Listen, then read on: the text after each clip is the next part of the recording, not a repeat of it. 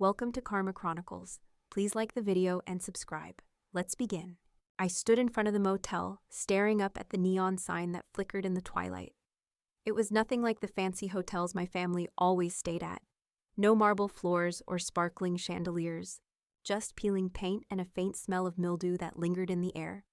My graduation was tomorrow, the culmination of years of late nights, studying and working on my AI project. Athena, the AI initiative I'd created to help underserved schools, was finally getting the recognition it deserved.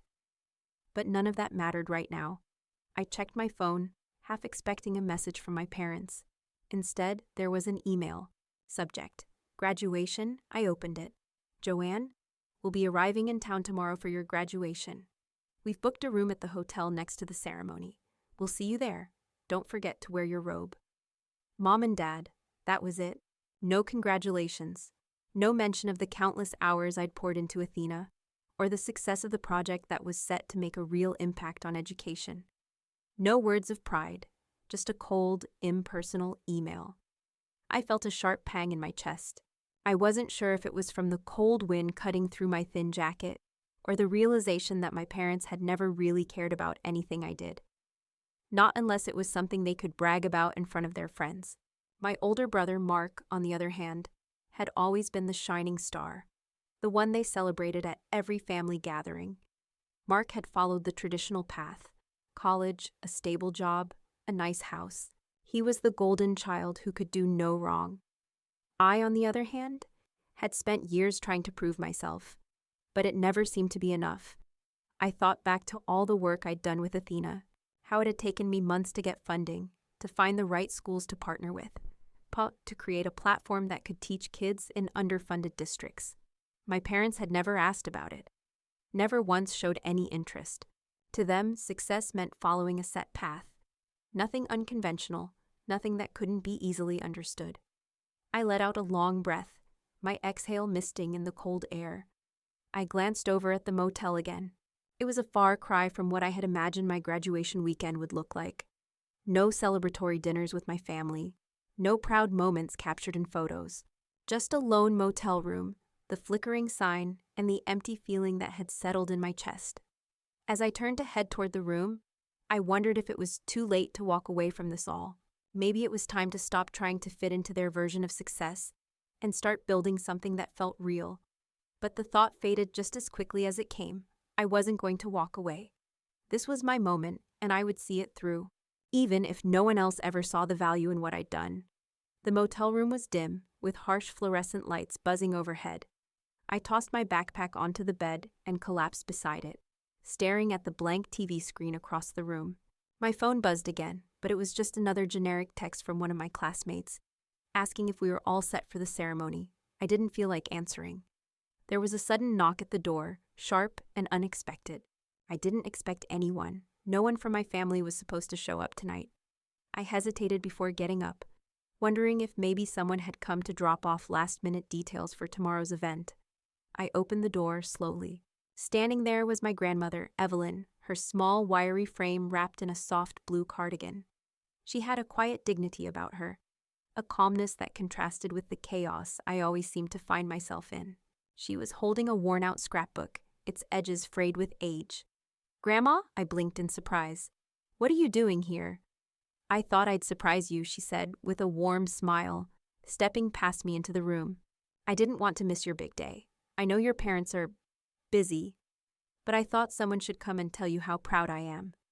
I shut the door behind her, suddenly overwhelmed with a mixture of emotions. My grandmother's presence was like a breath of fresh air in the stale room, but it also reminded me how alone I felt in this moment, despite being surrounded by family all my life. She placed the scrapbook on the table beside the bed and gently patted the seat next to it. "Come sit with me, Joe. I've got something special to show you." I hesitated but sat down, watching her flip open the scrapbook with a certain reverence. It was filled with old photographs, some faded and creased from age, others vibrant with the colors of years past. There were pictures of me when I was little, pictures of family vacations, and even some from when I had first started school. But in the middle of it all, there was one picture that caught my attention: me, standing in front of a small classroom, my face beaming with excitement as I held up a makeshift certificate. That's from when you started working on Athena, wasn't it? Evelyn asked, her voice soft and knowing. I remember the day you told me about it. You were so determined. Even back then, you had that fire in you. It's why I knew you'd make something special. I nodded, feeling a lump form in my throat. Yeah, I did. I still remember the first time I presented the project at that conference. Everyone just looked at me like I was crazy. I mean, who starts a project about AI for kids in underfunded schools, right? Joanne, she said, her voice firm now. There's nothing crazy about doing something that matters. You've made a real difference. I see it in the stories you've shared with me, in the emails you've forwarded, and the results from the students who've benefited. Your parents, well, they may not understand it yet, but I do. I blinked, trying to hold back the tears that threatened to spill over. It's just hard. Sometimes it feels like all my work, everything I've done, doesn't matter to anyone but me. Evelyn reached over and took my hand, her grip warm and comforting. It matters to you, Joanne, and you matter to me. I'm not going to pretend that I know what your parents are thinking or why they don't see the value in what you've built. But that doesn't make what you've done any less important. I squeezed her hand, feeling the weight of everything I had been carrying lighten, even if just a little. Evelyn always knew the right thing to say, the right way to calm my fears. She shifted in her seat and pulled out a small envelope from the back of the scrapbook. I've been meaning to give this to you, she said, handing it to me. I opened it slowly, wondering what it could be. Inside was a letter, handwritten in neat, familiar script. It was addressed to the dean of my university. My heart skipped a beat. Grandma, I whispered, my voice shaky. What's this? Evelyn smiled gently. It's a letter I've prepared for the dean. I wanted to make sure they knew exactly what you've contributed with Athena. I want the world to know, even if your parents don't. I unfolded the letter carefully, my eyes scanning the words that spoke of the impact my project had made, of the students who had thrived, of the changes that had already started happening because of the work I'd done. Evelyn's eyes glistened with pride as she watched me read. I thought you might need a little extra recognition tomorrow. This will make sure they understand what you've really accomplished. For the first time in a long while, I felt a flicker of something I hadn't felt in ages. Hope. Thank you, Grandma, I whispered, my voice thick with emotion. She leaned over and kissed the top of my head, her voice soft but resolute. You've earned it, Joe. Don't ever let anyone make you feel otherwise. The letter was a small thing, but in that moment, it felt like the world had shifted. Tomorrow was my graduation, and maybe, just maybe, I would finally get the recognition I deserved. Not from my parents, but from the people who mattered, the ones who truly saw me. I tucked the letter into my bag and stood up. We should get some sleep. Big day tomorrow, Evelyn nodded, but she didn't let go of my hand right away. You're going to do great, sweetheart. Just remember, no matter what happens tomorrow, you've already succeeded. And for the first time in a long while, I believed her. The morning came too quickly. I had barely slept, my mind racing with thoughts of my family, my project, and what tomorrow might bring. The sun barely peeking over the horizon as I stood in front of the cracked mirror in the motel bathroom, smoothing out the wrinkles in my graduation robe. It was simple, just a plain black gown with a tassel that I wasn't even sure how to hang properly. I didn't mind, though. It wasn't the fancy ceremony that mattered to me. It was the quiet sense of accomplishment, the realization that I had done something meaningful, something that would leave a mark. I adjusted my cap and checked my phone, expecting another email or text from my parents. But there was nothing. The last message had been the same cold one from yesterday. I guess I didn't really expect anything more. I grabbed my bag, the envelope Evelyn had given me tucked securely inside, and left the room. The walk to campus was short, and I took my time, watching the students around me bustle in and out of the buildings. Some were taking pictures, their families gathered around them with big smiles, snapping shots in front of landmarks, laughing, basking in the joy of the day. I smiled at the sight, but it was bittersweet. As I walked past them, I couldn't help but think of the way I had always been on the outside, looking in. Even now, standing at the precipice of my biggest achievement, I felt it again. The way I always felt invisible to my family, unimportant in comparison to Mark's picture-perfect life. I was halfway across the quad when I spotted my parents. My heart sank. They were standing near the fountain, talking to some of their friends. laughing, not even looking in my direction. I lingered for a moment, watching them, trying to gauge if this was the moment I should walk over and join them or if I should just keep going. I hesitated. Mark was there too, his expensive suit making him look like the polished professional he'd become. He was laughing loudly, adjusting his cufflinks. His wife, Leslie, was beside him, primping in the reflection of the fountain, making sure her makeup was flawless. I felt a pang of jealousy, something I hadn't allowed myself to feel for years. They were a family, a real family. And I was just there. I stood still, watching them interact like they had no idea I existed. It was the same old story. Mark was the golden child. And I was the afterthought. I had worked hard for this day, had put everything into Athena, but none of that seemed to matter to them. I was just another face in the crowd. I sighed and turned away, resigning myself to the fact that I wouldn't get the support I'd hoped for today. There was no point in trying to fight for their attention anymore. Maybe it was better this way. Maybe I could finally stop trying to fit into their world. I headed toward the ceremony hall, my shoes clicking on the pavement, the sound sharp in the early morning quiet. The campus was buzzing with excitement, but all I felt was the weight of my own solitude. It wasn't long before I arrived at the building where the ceremony was being held. And as I stepped inside, I saw the rows of students in caps and gowns. It felt like the start of something new, but also like a goodbye.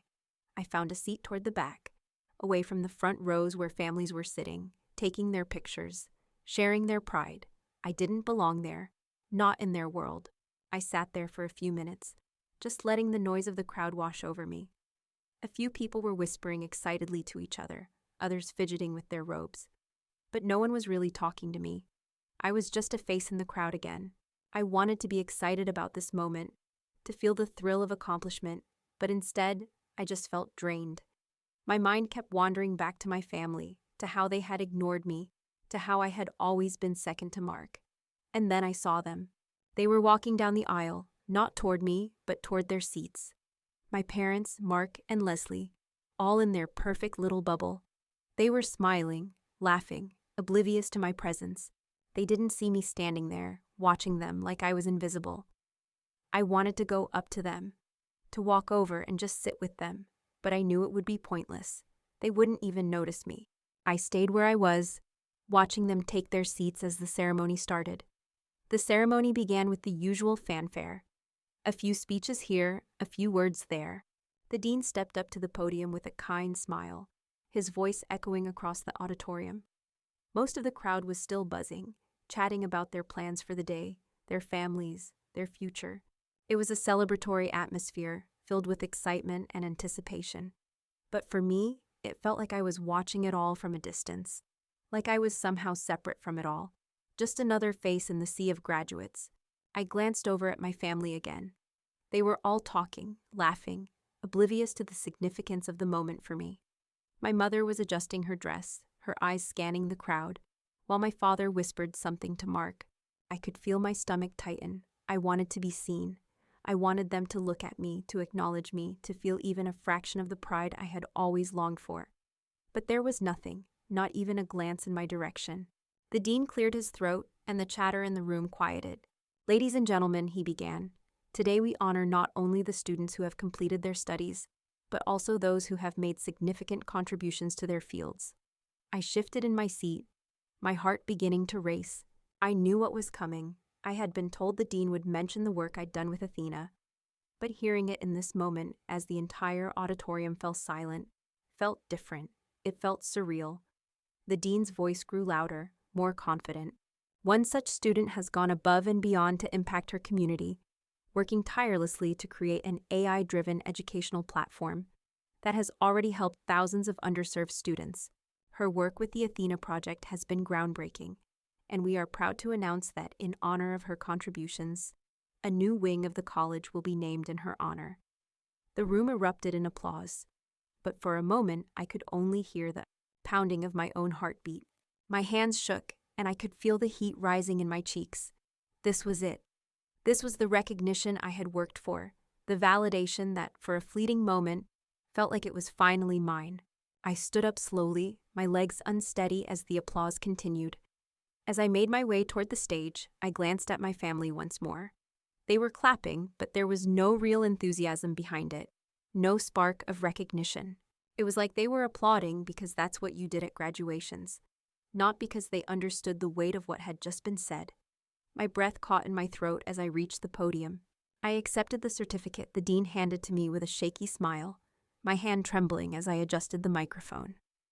The bright lights from the stage made it difficult to see anyone in the audience, but I knew they were there, watching. "Thank you," I said, my voice softer than I had intended. "Thank you all for this incredible honor. But I want to say that none of this would have been possible without the people I've worked with, the students who believed in the project, and the communities who welcomed Athena into their classrooms. This is for them." I didn't take the microphone any further. I didn't need to. This was my moment, not for showing off, not for trying to impress anyone. It was mine for simply existing in it.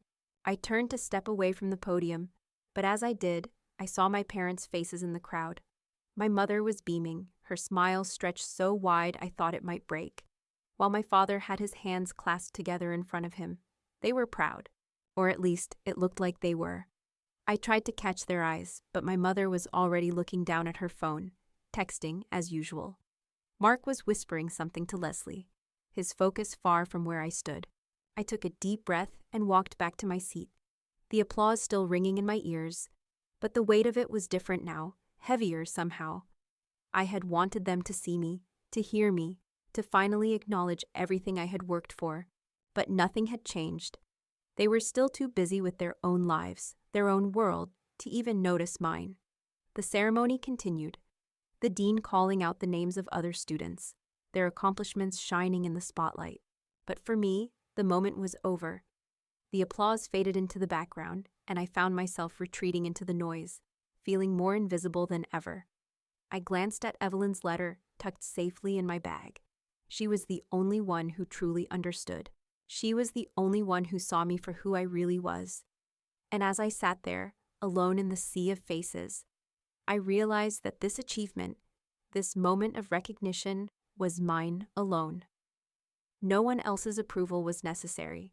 It was time to stop waiting for them to see me. I had already seen myself. And that at least was enough. After the ceremony, the air felt thick, charged with anticipation and unresolved emotions.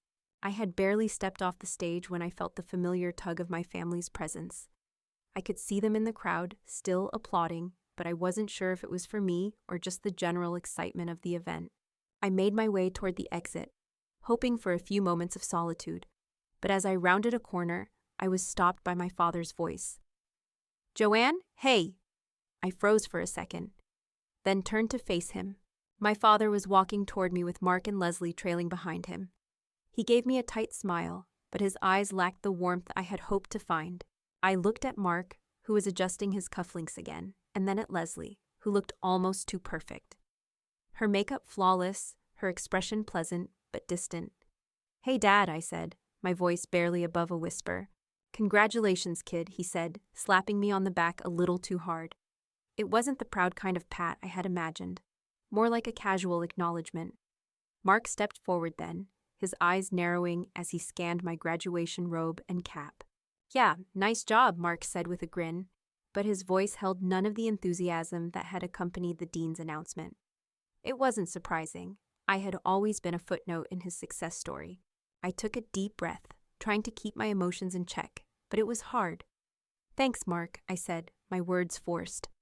I glanced at my parents again.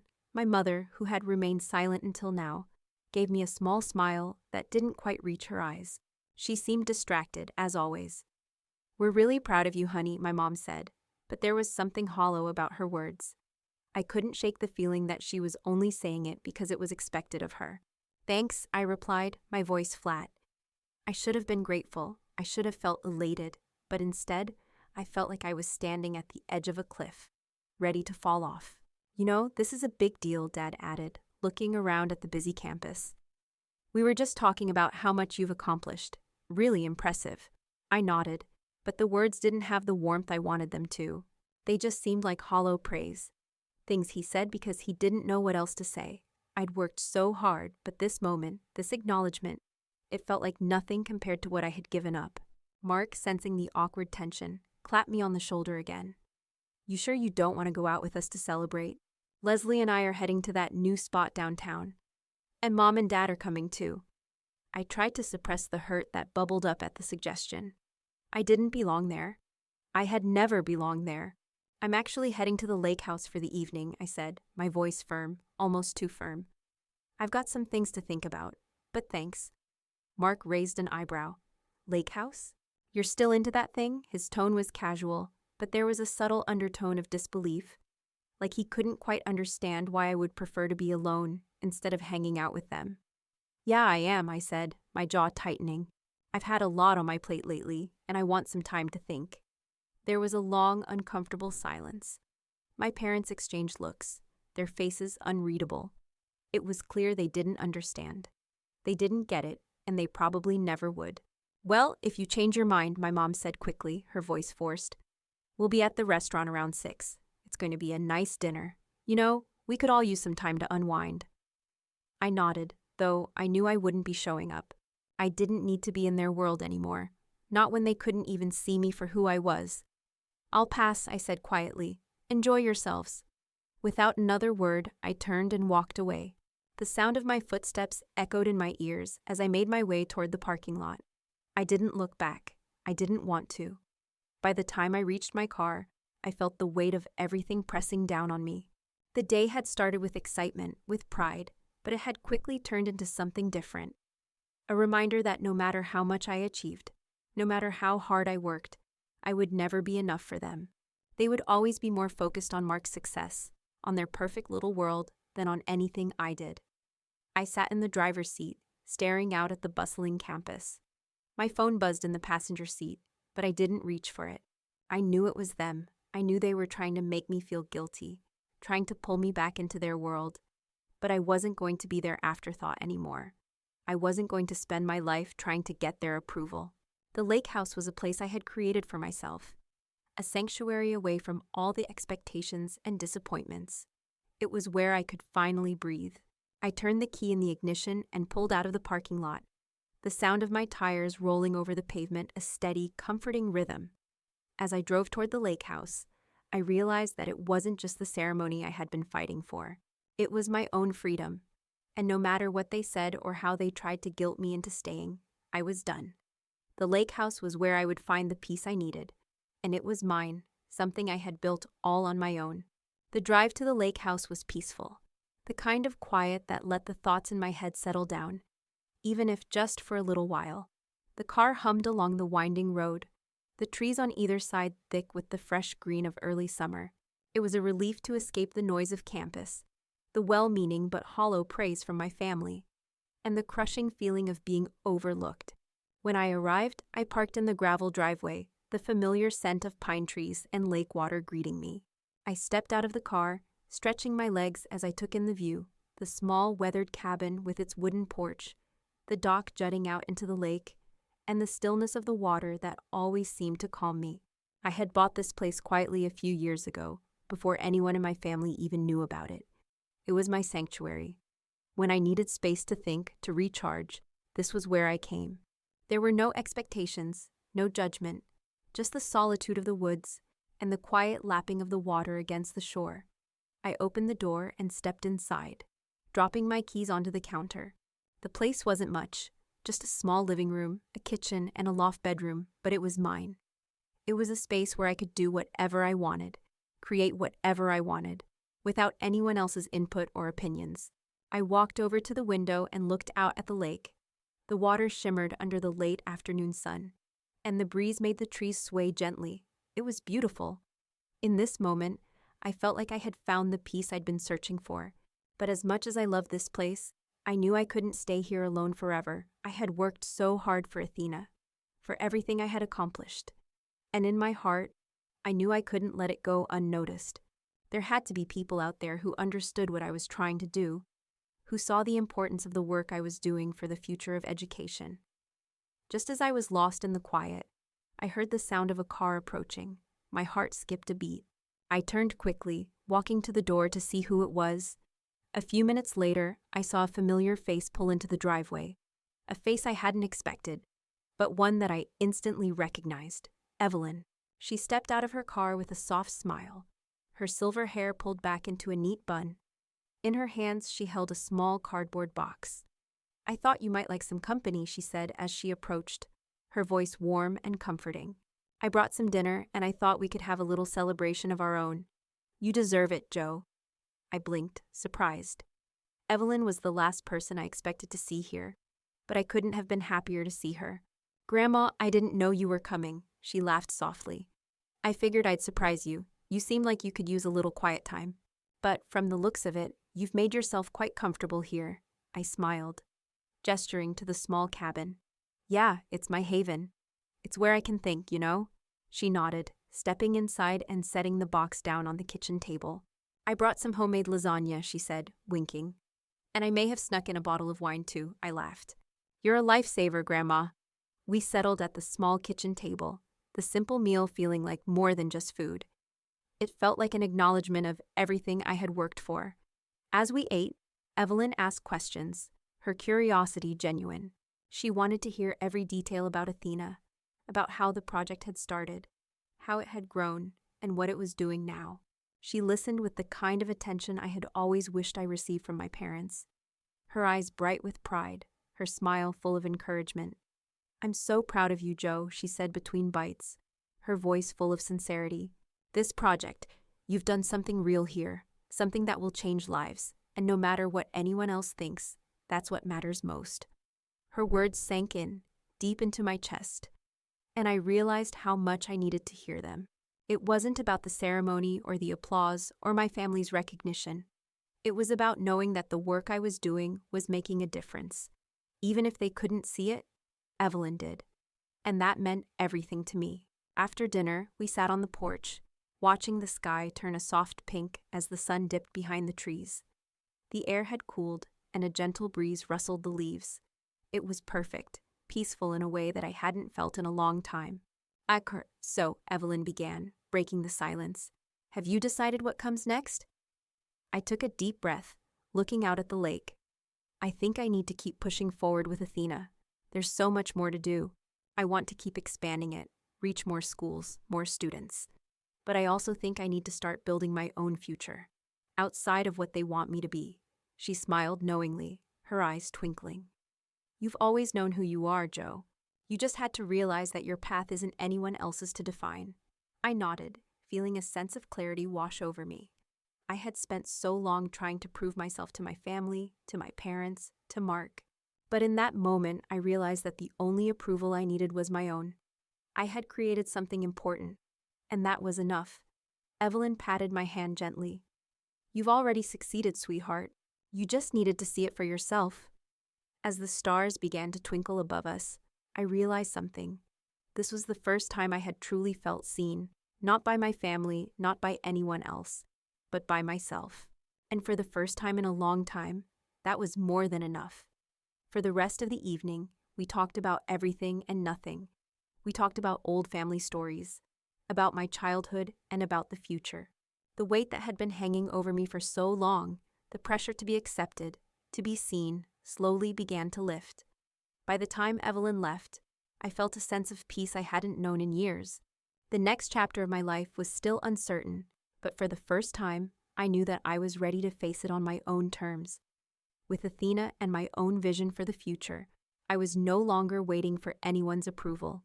I had already built something meaningful, something that mattered, and that was more than enough. The night was calm, the soft hum of crickets and the occasional splash from the water lapping against the shore, the only sounds breaking the silence. I stood on the dock, gazing out at the lake, the stars overhead shining brighter than I had ever seen them in the city. The air was cool, but not cold, and it wrapped around me like a comforting blanket. The quiet felt like a reward, like I had earned it after all the noise and expectations of the past few years. I had sent my family the briefest of messages before dinner, a simple invitation. "Join me for dinner at the lake house. I'll be here until tomorrow. Hope to see you." I didn't expect them to come. Honestly, I wasn't sure I even wanted them to. But I couldn't let go of that little spark of hope, the part of me that still yearned for their acknowledgement, even if I knew deep down that I might never get it. As the evening stretched on and the minutes passed, I felt the familiar weight of disappointment creeping in. They hadn't responded, not that I really expected them to. But then, just as I was about to step inside, I heard the unmistakable sound of a car pulling into the gravel driveway. My heart skipped, and I turned. Almost not believing it, it was them. I took a deep breath as I walked toward the door, watching as their car pulled up next to mine. My parents got out first, followed by Mark and Leslie. They all stood there for a moment, looking at the little house by the lake, probably unsure of what to expect. "Joanne," my father said, walking toward me. His expression was unreadable, a mixture of uncertainty and something else. Guilt, maybe. "Dad," I said softly, standing my ground as he reached me. My mother was right behind him, her hands nervously adjusting the sleeves of her jacket. Mark and Leslie hung back by the car, watching us but staying silent.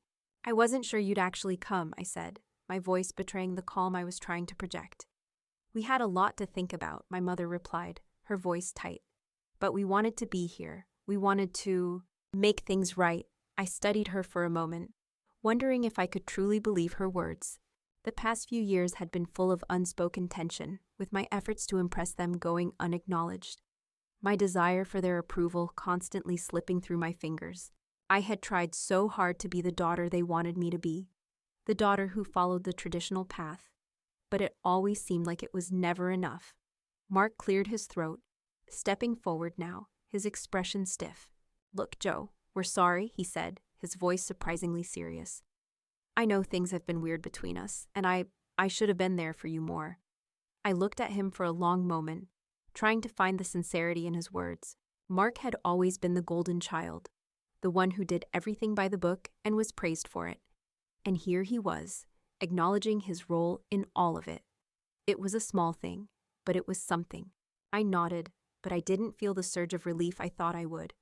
It wasn't enough for me to forgive them just like that.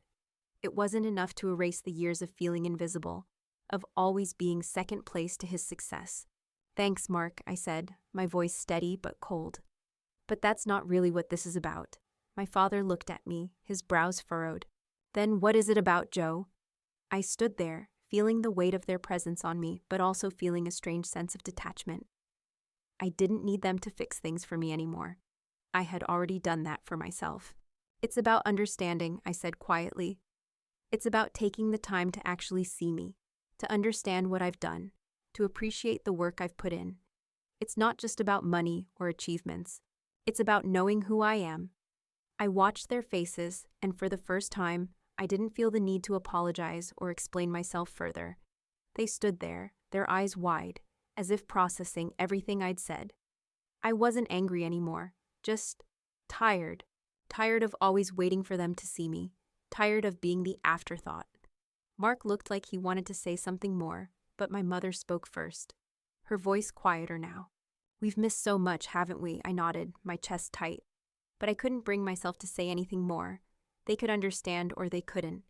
Either way, I had already moved on. I had already started building something real. Something that mattered.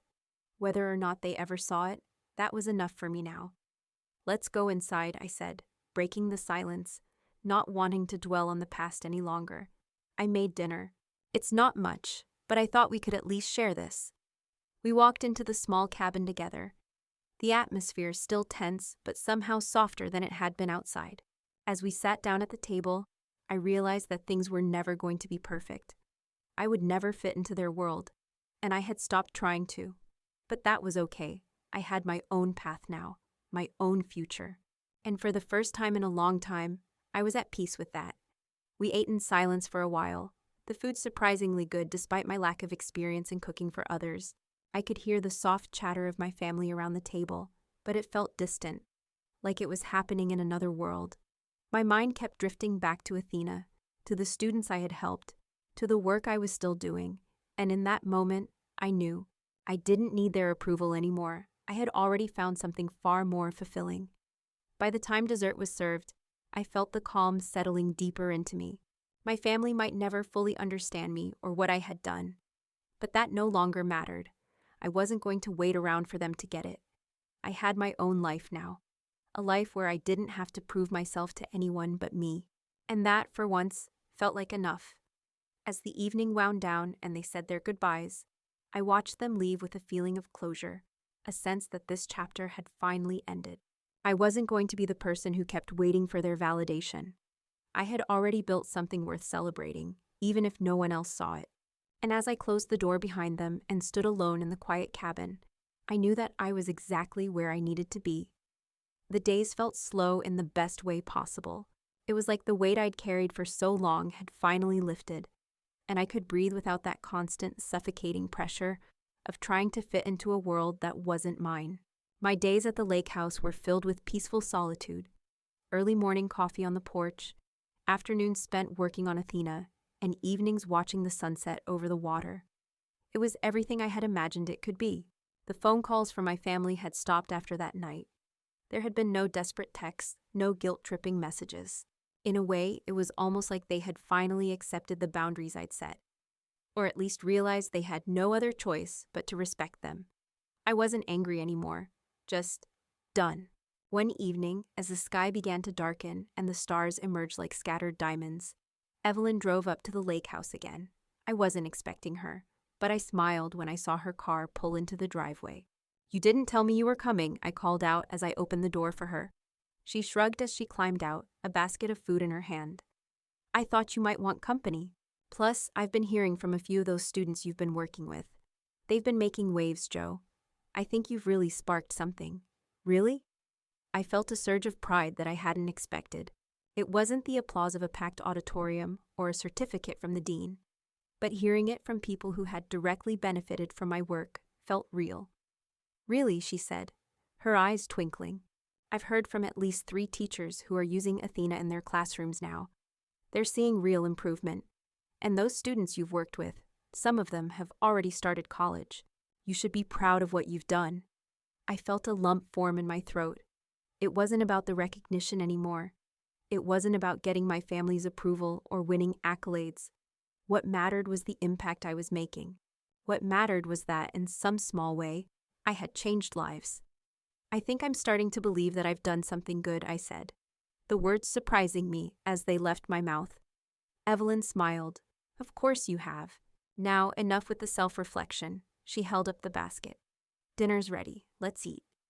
We settled on the porch, the warm breeze brushing through the trees, the soft clink of dishes as Evelyn set the table. She had brought over another of her signature homemade meals: roast chicken, mashed potatoes, and a fresh salad. The simple act of sharing a meal with her felt comforting, grounding.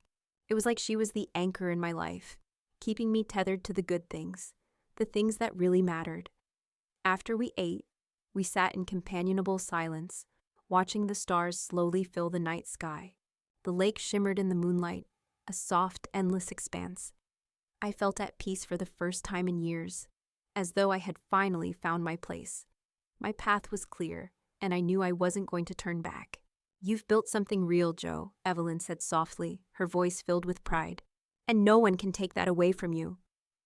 I looked over at her, grateful for her unwavering support, for being the one person who had always believed in me, even when I didn't believe in myself. "You're right," I said, my voice steady. "I built this, and I'm going to keep building it, no matter what." Evelyn's smile was knowing, like she saw something in me that I still hadn't fully understood. "I'm proud of you, sweetheart. You're stronger than you think." For the first time, I truly believed it. As the night stretched on, we continued to talk about the future, about my plans for Athena, about the people I'd help, the things I'd still accomplish. For once, I wasn't thinking about the approval of others. I wasn't waiting for my family to acknowledge my work. I had found something that mattered to me, something that gave me purpose. And in that moment, it was enough. When Evelyn left, I stood at the door and watched her drive away, the sound of her car's engine fading into the quiet night.